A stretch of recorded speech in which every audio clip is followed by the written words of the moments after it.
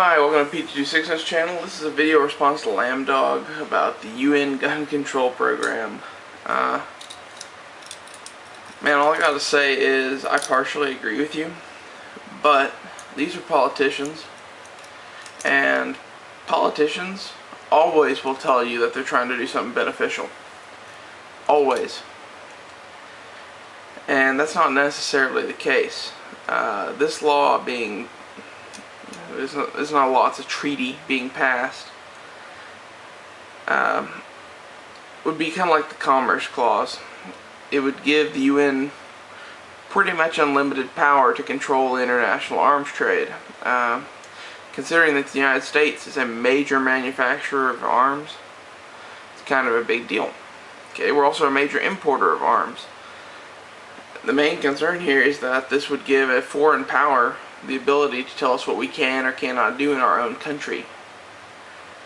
Now, as far as what they're trying to accomplish with the whole Liberia, Uganda, Congo arms limitations crap, I'm all for that. Unlike a lot of people on here, I've actually been to parts of Africa before. I've been to parts of South America where you can readily buy, Russian, Chinese AKs for, $100, maybe even less. It really depends.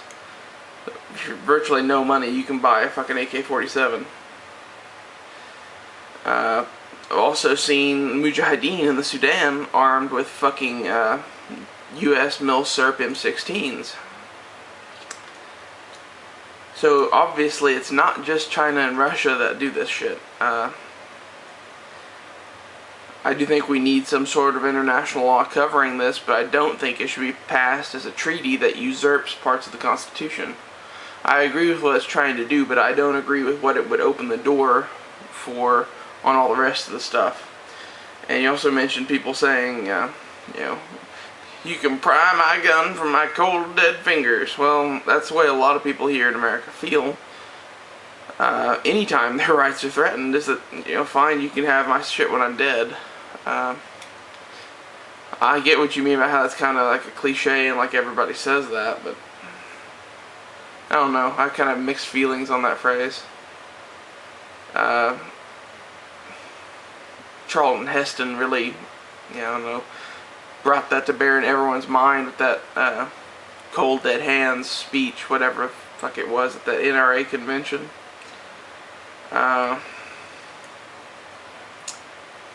Anyway, back to the UN arms treaty thing. I'm not worried about what they're saying they're doing. I'm worried about unintended consequences of this law. The interstate commerce clause in the Constitution, or the Commerce Clause, whatever you want to call it, it's the same thing. Is supposed to give the government the ability to control commerce. But it has been used to give them control of everything from the internet to window washers. Because window washers can see telephones that connect to other states. I was not aware of that particular thing until Colonel Richard Hunter pointed out to us in one of his videos, and I went and looked at some shit, and he's absolutely right. They did use that to control window washers. So you have to figure the people you're dealing with here are probably not the most honest bunch and will use anything they can get past to get them as much power and control as possible. Now, do I think that this will get, the Second Amendment, just done away with? No, but I think we could see an end to what guns we're still able to import. Personally, I don't think there should be any import restrictions on the United States. And currently, we live in a world where we have to break apart all AK-47s and reassemble them inside the United States.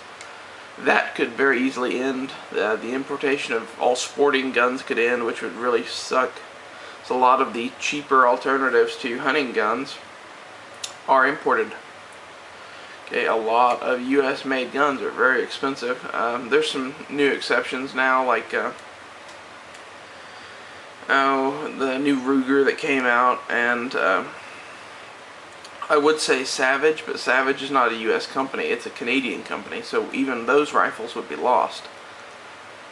These are all unintended consequences of this treaty being signed into law that, I don't know, it didn't seem to me like in your video you really had thought about. You're talking about exactly what they said they were trying to do, which that's all well and good. But since when has any politician ever been honest about what they're trying to do? Thanks for watching. Don't forget to thumbs up the video and please subscribe.